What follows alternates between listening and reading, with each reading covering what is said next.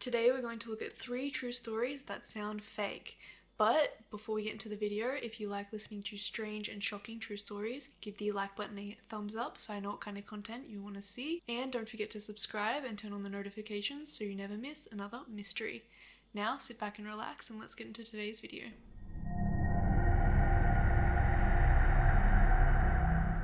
Human clinical trials are an essential step to provide life-saving drugs that are safe to the population, and many of the drugs that we use today have gone through these processes. First stage human trials is exactly what was going to happen for a potential miracle drug in England in 2006. This drug was intended for the treatment of autoimmune diseases such as arthritis as well as leukemia. Researchers had really high hopes for this drug as they'd already done trials on monkeys and there had been no side effects. 8 young healthy men participated in the phase 1 of these drug trials for the drug TGN 1412, which was made by a German manufacturer meant to manipulate the body's immune system. The men were aged between 19 and 34 and were each paid £2,000 to participate in these trials in a private unit at the Northwick Park Hospital in northwest London.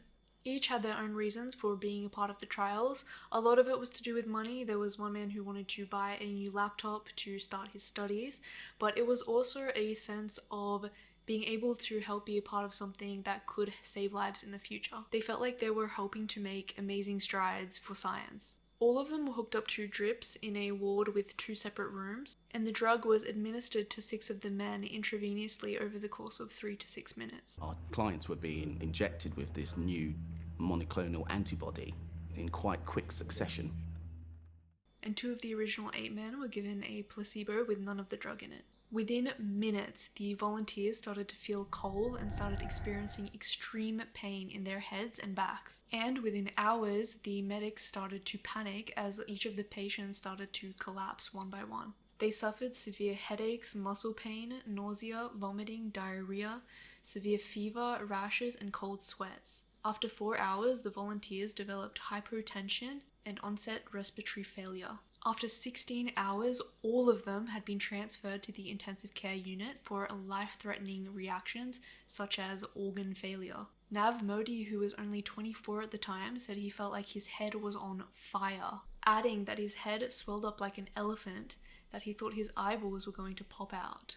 This disastrous situation was then dubbed the Elephant Man drug trial. He even said that this drug trial from hell caused him to move back to India to live with his family because he was too paranoid about living alone because he feared for his health so much. Ryan Wilson, who was the youngest volunteer, had to have part of his feet and fingers amputated after they began to fall off and spent the next 4 months being treated for heart, liver, and kidney failure.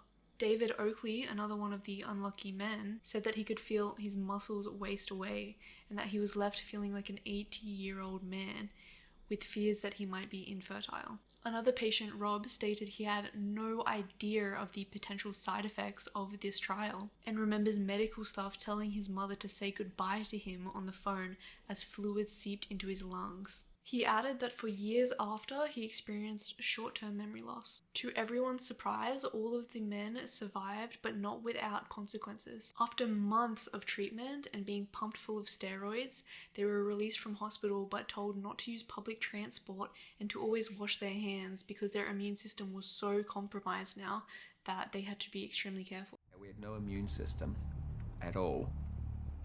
So we were given instructions on not to go on the tube or trains or buses, just in case, if someone was to cough near us with some sort of germs, we'd have no way to fight it off. On top of that, it was uncertain what the long-term effects would be, but doctors told them that they're probably going to be more prone to immune infections and diseases as well as cancer. We're really lucky to have had the NHS. 7 years after this ordeal, the drug would be tested again in Russia under a different name, but this time in smaller doses. It is uncertain if these trials led anywhere, and even though this whole situation revealed how dangerous it can be to be in human trials and shed light on the potential side effects, thousands of people still sign up to get tested on as a part of a get-rich-quick scheme.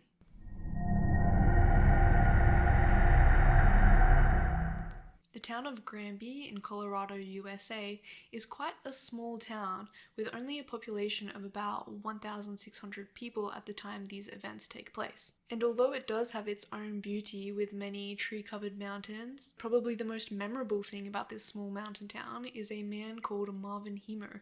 But I shouldn't get too ahead of myself. Marvin was born in South Dakota, and in the early 90s he ended up moving to Granby, buying a couple of acres of land and opening his own muffler repair shop. People widely regarded him as a fairly jovial, blue-collared guy who worked on the land. That was until he ran into a zoning dispute with the town government. For 10 years, Marvin had operated his shop on the 2 acres of land he had purchased, but then plans were approved to build a massive concrete factory just on the edge of his property. This plan would prove serious issues for Marvin, since the only access road to his business ran directly through the planned concrete factory. This meant that neither he nor customers would be able to have street access to his business. The future owners of the concrete factory offered to buy Marvin's 2 acres of him for $250,000, which would have given Marvin a profit of about $40,000. However, Marvin would soon back out of the deal and ended up asking for even more money, another $175,000 on top of that.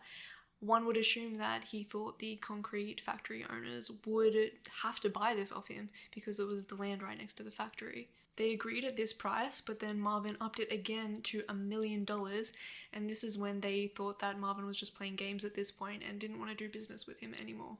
The whole situation just becoming more and more hostile. The town's zoning commission authorized the construction of the concrete factory in 2001, and Marvin appealed this decision, stating that it would block off his only access road, but his appeal was refused. In a turn of events, Marvin was ended up being hit with a few fines, which totaled to about $2,500 because the junk cars on his property weren't hooked up to the sewage. This was offensive to Marvin because to be able to hook up to the sewage line, he would have to cross into the concrete factory's property by 2.5 meters. After this, Marvin felt completely cheated by the government and particularly the town, and this is when he started plotting his revenge. It was a quiet and peaceful day on June the 4th, 2004, but the residents of the small town were about to be in for a huge shock. As it turns out, Marvin had sold his business and spent the last 18 months building an armored bulldozer, which he intended to use to cause destruction to the town.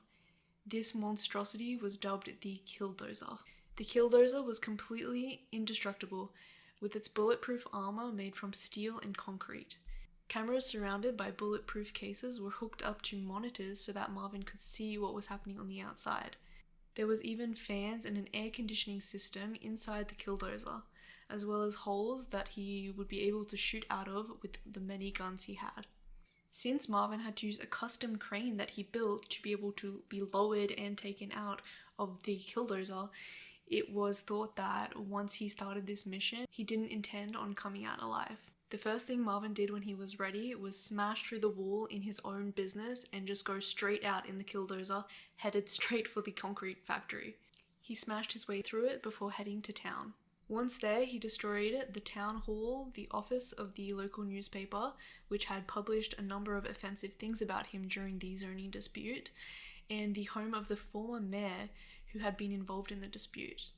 The police tried to shoot at the Killdozer, but there was simply nothing they could do, as it continued to crash through a police station, a hardware store, a bank, the library, and other buildings. Others tried attempts to intervene, but most residents watched on in horror as this slow-motion demolition continued. Eventually, the Killdozer became stuck in a basement after it had destroyed the hardware store. You can see he just is deliberate and determined, and nothing will stop him except his own equipment. I'm sure police officers, sheriff's deputies were themselves assuming for a time that he was armed because they were trying to keep their distance, trying to take cover. Actually took cover, as you can see there, behind the scraper. Self-wedged, he disabled the caterpillar, and there was no place for him to go. The challenge now was to get him out of... And as the police descended on the vehicle, they heard a single shot from within inside the cabin. Marvin had killed himself. He was the only person to die that day and caused over $7 million in damages. Law enforcement still wasn't able to get the Killdozer open, even after using explosives, before using a cutting torch to cut through the armor. Marvin left numerous tape recordings for his family explaining why he did what he did. So basically, had they not meddled in my business, this would have turned out, this whole thing would have turned out completely different. If they would have just left me alone. The way you punished me over the years that I was down there, and how you punished me, for the most part, turned me into a desperate man.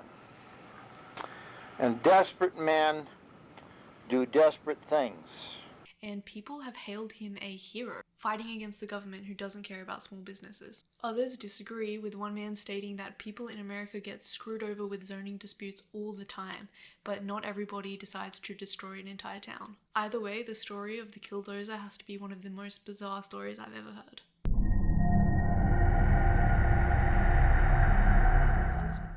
The Baxter family consisted of husband and wife, Rowan and Hannah Baxter, along with their 3 small children, Lyanna, Elia, and Trey, aged between 3 and 6, who all lived in Brisbane, Australia.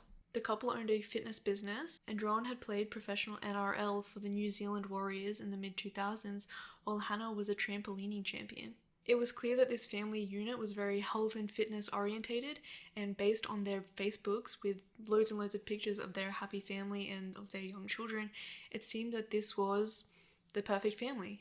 Even the neighbours would say that the family always seemed happy and they'd always say hello, and that they could hear the children's laughter coming from their backyard. But unfortunately, you never know what goes on behind closed doors. On February the 19th, 2020, it was a normal morning just like any other for Hannah as she drove her children to school. But all of this would change as Rowan jumped out in front of the car, ran up to the window, poured petrol through the window before setting it ablaze. Neighbours would hear an explosion that sounded like a gas bottle blast, followed by 4 more. People quickly ran out of their houses on this suburban street to figure out what was going on. Shockingly, Rowan tried to stop bystanders from getting to the car to try and save his wife and kids. He demanded for people to stop trying to put out any flames and any attempt to try to set the children free. A witness even stated he was so angry he was going absolutely crazy. He wanted the car to burn. All I saw was some flames, and then the vehicle rolled across the road and came to a stop over there. The vehicle was engulfed in flames and the lady was screaming. Once Rowan had thought his family had perished in the flames, he stabbed himself in the chest and killed himself. Somehow, Hannah managed to get out of the car, and horrified neighbours would say that they could see the skin peeling off her body, and one neighbour even got burns himself as he tried to hose down Hannah. They recall her shouting, "He poured petrol on me," and then when she realised the kids were in the car, she repeatedly yelled, "My kids are in there, please save my kids." Hannah was taken to the hospital but would unfortunately succumb to her horrible injuries at just the age of 31. The scene of an apparent murder-suicide in Australia. Local media reports that ex-rugby player Rowan Baxter killed himself after allegedly dousing his family with petrol, then setting them alight in their car in Brisbane on Wednesday. As it turns out, Hannah had ended the relationship due to previous domestic violence and was currently in a custody battle for the children. She had a temporary protection order granted by authorities, but family would say that it was just exhausting financially and mentally trying to help Hannah get away from this monster that was her husband. The whole ordeal and the details of this quadruple murder-suicide shocked people all around Australia and sparked national outcry about domestic violence. Hannah is remembered by her family and friends as a beautiful soul who loved her children. And that's it, we've reached the end. If you're the first to find the clue in today's video, let me know below by putting the timestamp and I will pin your comment. And if you enjoy listening to strange and shocking true stories, give the like button a thumbs up so I know what kind of content you'd like to see. And don't forget to subscribe and turn on the notifications so you never miss another mystery. If you'd like to suggest a story, feel free to message me on Instagram. I'll put all of my links in the description below. Lastly, thanks for watching. Your support means a lot to me and I look forward to covering more shocking cases with you in the future. Until then, catch ya.